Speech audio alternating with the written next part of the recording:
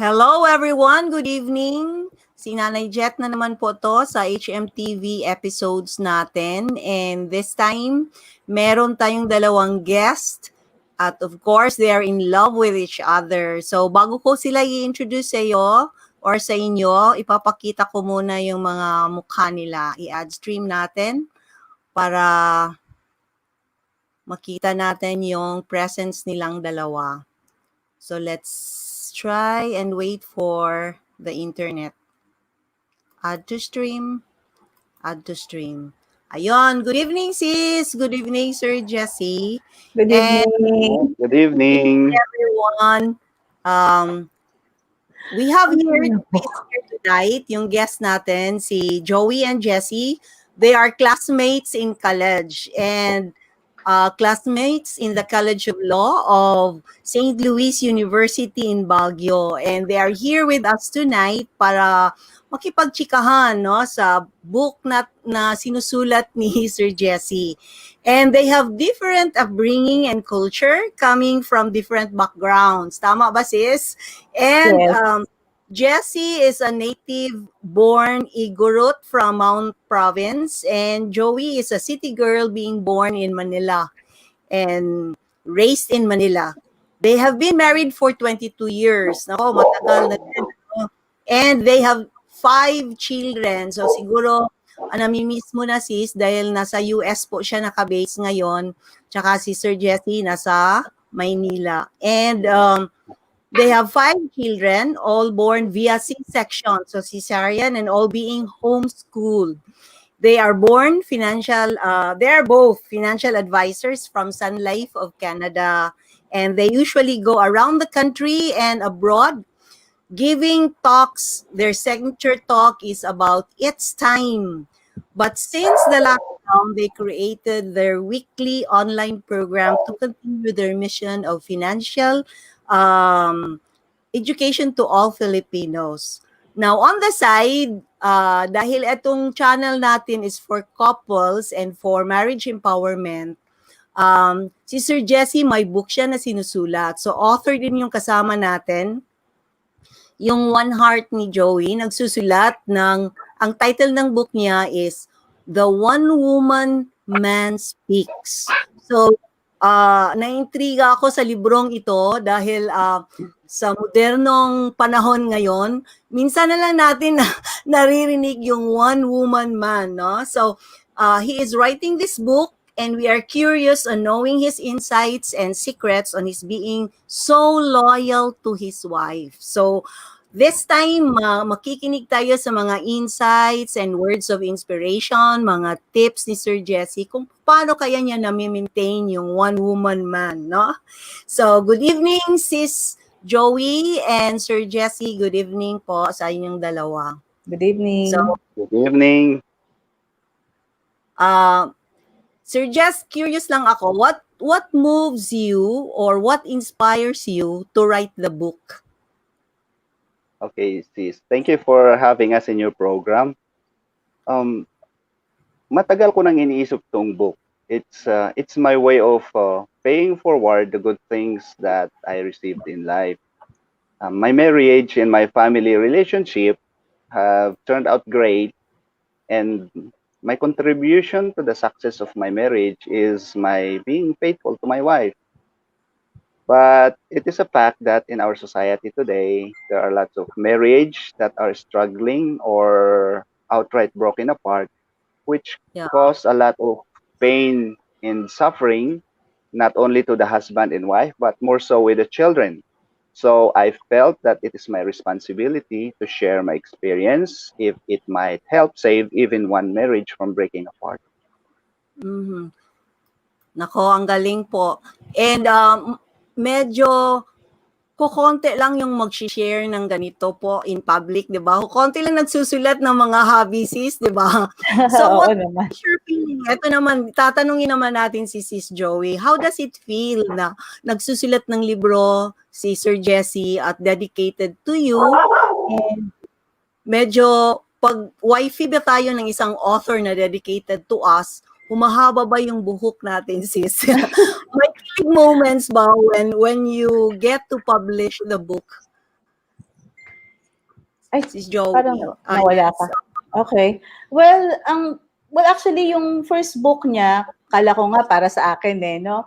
The title, yes, para sa akin kasi nga it's ano nga yun, One Woman Man, no? The title itself. So maiisip mo mostly ang laman nito is really para sa asawa. But actually the book itself is more on yung experience niya. It's really for fathers, no? For male, for men. Pero kapag Mm-mm. binasa mo yung laman ng libro, para sa lahat ng tao to. Sa mga nanay na syempre gusto natin yung anak natin, 'di ba? Na maganda yung relationship at saka lumaking tama, especially sa mga anak nating lalaki na lumaki sila ng may values, na they honor women. So it's really more on if you you know the title itself akala mo pang love story siya, pero Mm-mm. yung subject niya talaga is more about the men being a man, being faithful, having values, and honoring women, respecting women. So maganda siya for everyone actually. Sa kung may anak kang babae, gusto mo na ang mapangasawa niya ganitong klaseng lalaki. Kung may anak kang lalaki, gusto mo lumaki siyang katulad nito, ganito yung values niya. At syempre sa asawa mo na maging one, maging faithful siya, maging one woman man lang siya, yon. So para sa lahat ito actually. So Okay, yes, of thank course, proud ako, no? Dahil husband ko yung nagsulat. Oo, Pero dapat lang. if you think about it, hindi talaga siya parang love story na para sa dedicated sa akin. Iniintay ko nga yung next. Sabi ko, kailan mo sulat yung next? Kasi alam ko yung next para sa akin na eh. Okay, so punta tayo kay Sir Jesse, yung author talaga. Why do you think, sir, na being a one-woman man is important? Bakit kaya mahalaga yon? Being a one woman man is important for so many reasons. But let me share what I think are the most important ones. Um, One, for your spiritual upkeep. Marriage vow is not only between husband and wife, but also with God. Keeping your marriage vow is also keeping your promise to God. Malinis konsensya mo, so panatag ka sa buhay. You have nothing to be ashamed of or feel sorry about. Next Correct. is next is for peace of mind. Sabi nga nila, happy wife, happy life. Yeah. Pag faithful husband ka, syempre masaya si Mrs. Wala pa akong nakitan babaero na naging mapayapa sa buhay. Wala pa. There is always a fight, bickering. Yeah, there is always a fight and bickering between husband and wife, husband and yung kabit, wife and kabit, and between children. It's just how it is. Those are the natural and expected result of infidelity. Next, Mm-mm. number three is for family and economic well-being. You do well by supporting one family instead of several fragmented ones. For being a faithful husband, you can focus on the well-being of your family. You and your wife will have an easier time creating a happy family. And number four would be the leaving a lasting legacy. If you are a one-woman man, your descendants will be grateful and proud talking about you long after you're gone. And by being a faithful husband, you are blessing your lineage. In effect, great men and women will emerge from your bloodline. So, out of many reasons, those are the four that I see are the most important ones. Yeah. So, ang galing. So, parang nakaka-inspire naman, no, sa ibang mga hobby diyan na it really matters na talagang iisang babae lang, yung iisang wifey lang yung mini-maintain mo. Maliban sa magastos, sir, maliban sa magastos because you will be maintaining a lot of expenses, no? Madodoble na yung expense mo. But then, Yeah. we also have to look forward, yung pang long-term perspective ba na we are not just preparing ourselves here materially, temporal lang yung ano natin dito, and we are preparing ourselves to the eternal, bali, heavenward yung perspective natin talaga. So, nagustuhan ko yung answer mo. Tapos, today, sir, it's so easy for couples to say, let's apart or let's part ways. How can a man or a hubby be a faithful partner, especially in marriage? Kasi pag lip lang, mas madali pag live-in partner, siguro mas madali silang yung commitment ba, hindi masyadong buo yung commitment. Pero pag kasal na, how can a hubby be a faithful partner pag kasal na kayo? Okay, if you are a husband, you have to know how your marriage would look like. You have to envision it. Do you want to have a happy marriage? If yes, then you have to be faithful to your wife. There is no other option. The man should realize that if he cannot make his present relationship work, then changing partner will not solve the problem. His subsequent relationship will most likely fail also. Maraming mga mister ang maswerte sa kanilang misis. Pero akala nila, lugi sila sa relationship. And they are so proud as to realize how lucky they are with their respective wife. At may mga mister na iniwan ang kanilang pamilya at sumama sa kanilang kabit. Eventually, nag-move on na yung wife and mga kids. Ngayong tumanda na si mister, wala na. Nga na lang, nasa huli talaga ang pagsisisi. Sa mga kalalakihan, tandaan nyo, walang perfecto na babae. Parang kayo rin. Marami din kayong flaws and imperfections. So, ang sabi ko, but instead of focusing on the imperfection of your wife, why not appreciate her good traits? For sure, marami din siyang mga talents, characteristics na magaganda that you should be proud of. So, uulitin ko, para sa mga kalalakihan, walang perfecto na babae at nasa huli ang pagsisisi. Yeah. So, it really takes a lot of wisdom siguro, sir. Kasi minsan kasi pag wala ka ring guidance, wala kang wisdom na yung pinapasukan mo is something na talagang pasanin sa shoulders ninyo, 'di ba? As a man, you have to stand for your decision of marrying this particular woman. So it takes a lot of wisdom to also think na etong pinapasukan ko dapat panindigan ko to, 'di ba? So sa opinion niyo po, nakakatulong ba ang kasal or is marriage necessary to make partners more loyal? O marriage, yung kasal definitely helps in keeping the marriage intact. Una, because of its spiritual influence and guidance. In marriage, sa legal na kasal, you receive God's grace and matrimonial blessing. Mahalagang bagay yun. Second, it is more difficult for married people to get their marriage annulled or dissolved. Pag live-in partner kasi, the man can just quit at any time and leave at once. But when you are married, there are legal procedures to follow that requires years to accomplish and also demands big amount of money. These hurdles give the husband and wife ample time to realize the negative impact of their separation, especially with their kids, that might convince them to reconcile their differences and save their marriage. Kumbaga, andyan na rin lang pag sumikapan mo na baguhin at pagandahin. Kasi if living in partner kasi, pag living in partner, it is by itself a proof na the man doesn't want to commit. He just wants the benefits of marriage, but not the responsibilities. Right. Yeah, correct. So it is also a measure of how committed you are to the relationship, ano. So minsan Pero kasi depende yung rin.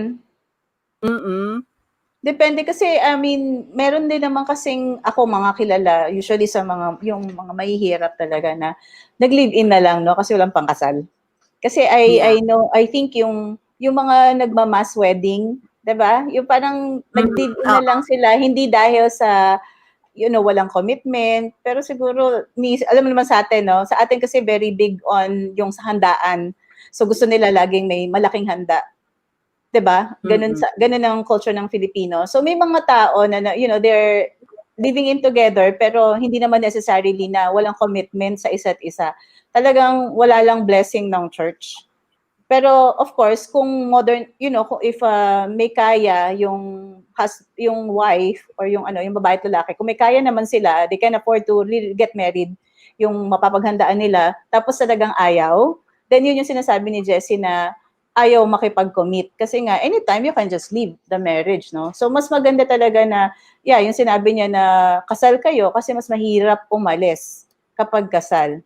Yun nga lang, nowadays, pansin mo, kahit nakasal na, maalis talaga, di ba?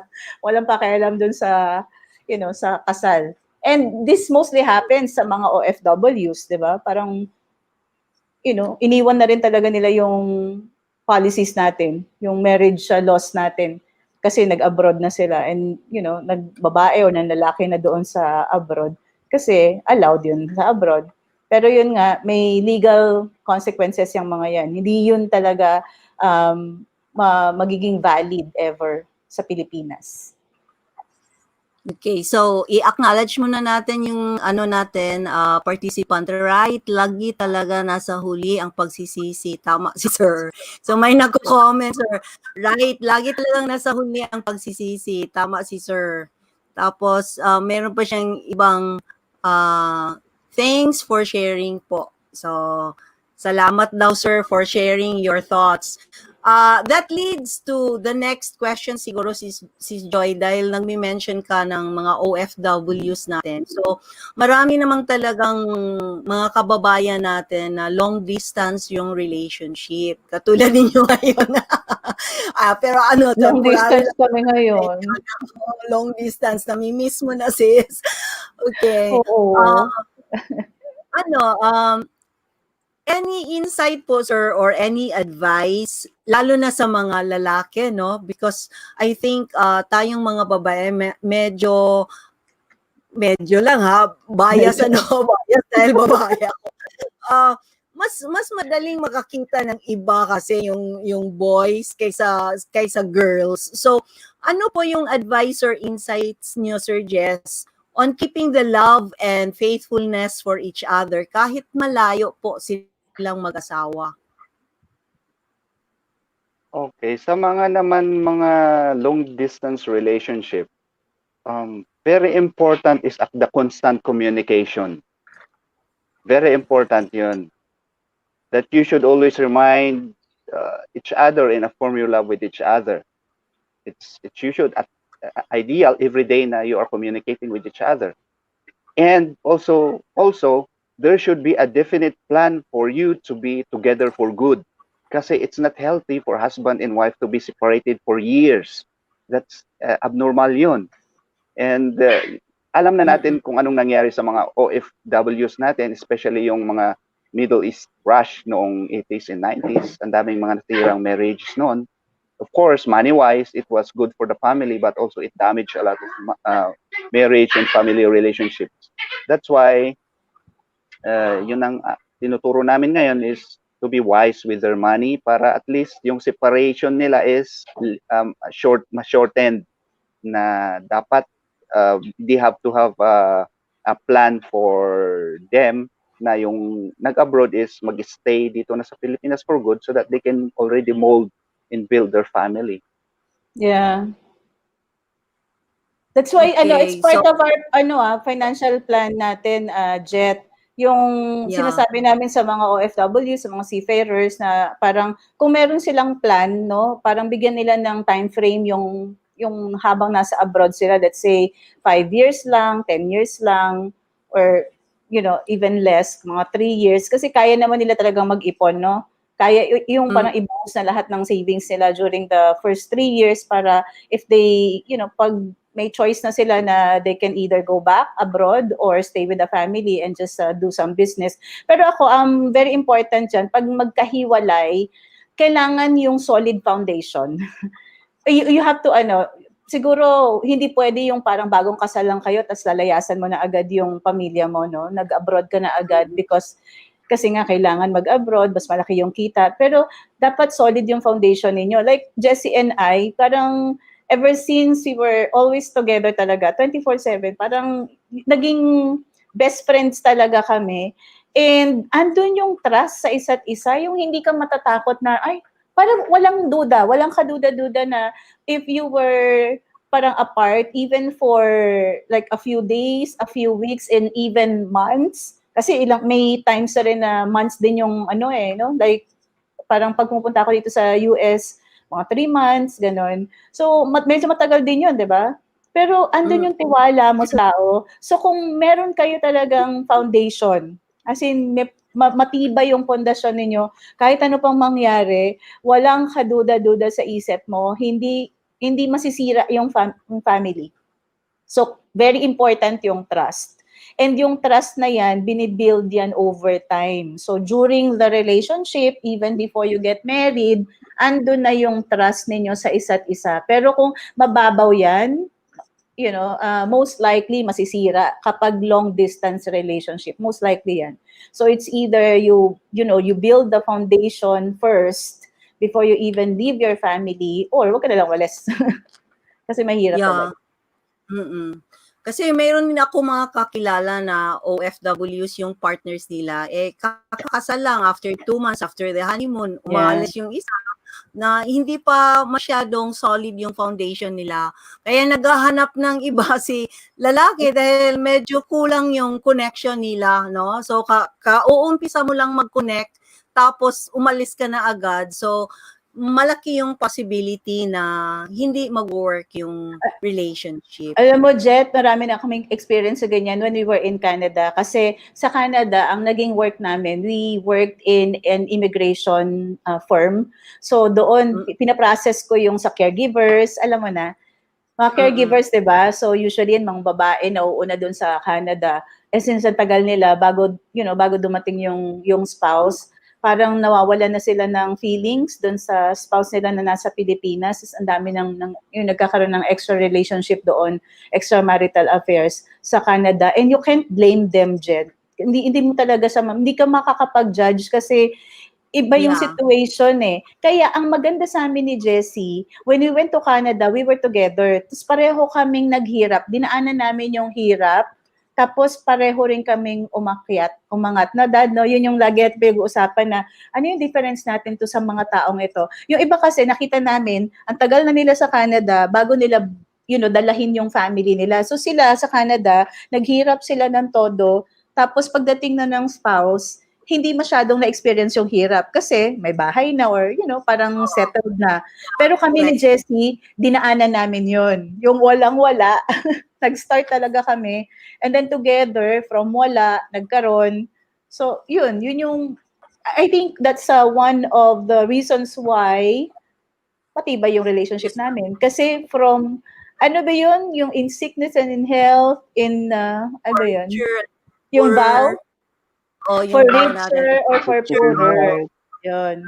For till death do us part. Yes. Yung vow na yon na experience namin yon together. Yung iba kasi, parang na-experience na lang nila yung ginhawa na dahil naghirap na yung isang spouse. Minsan ganon, di ba? So yung mga nasa abroad, usually mga OFWs, they don't feel na sinamahan sila nung partner nila or spouse nila dun sa paghihirap. Parang nung dumating sila, ginhawa na lang. Kami ni Jessie talagang dinaanan namin yun. Together. We're doing things together all the time. Everything na pinagdaanan namin sa relationship namin, sa marriage namin, we're always doing it together. Kaya ako, parang kami, lagi ang choice namin is kahit walang masyadong pera, always, ever since, kahit wala masyado yon, basta lagi kami may time together. So, if you can do that. May nag-comment sis, trust is built over time. That's gold po. So, that's gold daw yung trust is built over time. So, in a capsule siguro, sir, could you please describe to our audience yung libro mo and paano nila mabibili yung kopya ng libro mo, sir? And in just a capsule, ano yung ini-expect nila? Anong makikita nila sa libro mo? Nakamute po Okay. kayo. As of now, kasi yung book ko is available sa Amazon. The book is available on Amazon sa Kindle form. May mga hard copies dito sa atin pero hindi may distributor na May distributor tayo kay Brother Bo. Pero what's Brother Bo. yung content niya, Dad, more on your content is the benefits of being faithful to your woman. So why are you supposed to be faithful to your woman? Yeah. So doon naka practical naman eh. And which is pwede mong gawin sometimes mahirap, sometimes yun, natural na dapat mong gawin kasi nga you are married already. Dapat yung mga responsibilities mo na dapat mong gawin which is required of you. Ay, ang ng doggy. Sige lang. Si Joey, could you please also invite our audience with respect to your Wednesday program on financial literacy to mga kababayan natin? So actually, the WOW program, ano yun siya, hindi nga siya financial eh. Background na lang, when the lockdown started, naisip ko, di ba, wala tayong magawa, nasa bahay lang tayo. And since tayo yung tipong tao na kailangan may ginagawa, kasi nga masyado tayong high energy. So nakaisip ako na, and I wanted to talk kasi speaker tayo, di ba? So nag-isip ako ng mga Zoom shows. So Monday, we have stock market, simplified, even kids get it. And last Monday, inumpisahan ko si JJ na yung magtotalk doon. Sabi ko kasi mga bata, marunong naman si JJ eh. So that's Monday. And then Wednesday is Wisdom on Wednesdays. Ito, nagkataon lang na yung mga na-invite nating speakers, yung mga magagaling na speakers like Brother Bo Sanchez, sila BM Susan Lee, sila Coach Chot Reyes. So nagkataon lang naman yan. Pero it's really more on giving wisdom of these speakers. By the speakers pala. And then Fridays, I have the mahal ba talaga ang insurance. Ito naman yung value of insurance. So dito parang papakita natin na mura lang po ang insurance, kumuha na kayo. Kasi very important yan sa buhay natin. Especially kung, hindi mo really can afford to get yung mga VULs. Doon pinapakita ko lahat ng klase ng insurance, meron pang ang libre, and you can get it from anywhere, even Lazada, pwede kang bumili. So, walang excuse na you don't have any insurance kasi very important yan, lalo na sa ating mga Pilipino na we are over like 100 million and yet only a few of us have insurance and yet ang daming namamatay tapos naghihirap yung pamilya nila pag namatay na sila. So that's MWF na show namin. Pero of course, we get invited pa rin separately, nagbibigay pa rin kami ng mga talks. So is it a Facebook group po or YouTube channel that they can find you? It's actually on Zoom pero being broadcast live on Facebook at facebook.com/Sun si Joey. SUN, letter C, and then my name, Joey. Sun si Joey.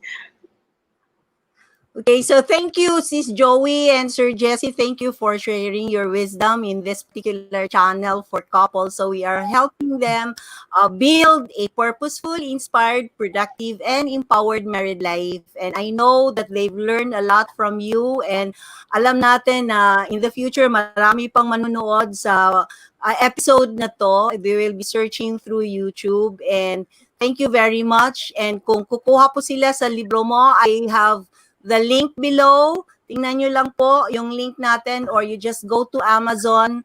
Ita-type nyo lang yung One Woman Man Speaks. Yung author natin ay Jessie Tayaban. And if you have some financial plan or insurance or whatever, you have to look for San Joey, no? Facebook, then San Joey. Their group. San Joey ba yan? My mom. Okay. Well, ito ang mahirap kapag walang walang background, no? My mom just woke up. Sige lang po. So, once again, thank you sa inyong dalawa. Thank you for your wisdom. Thank you for sharing, sir. So, Thank you, Jet. goodbye. And thank you, Joey. Thank you. Salamat. So, we are done with this episode. And thank you for watching. And again, hopefully you got some value in this particular episode. And see you in our next episode. God bless. More power.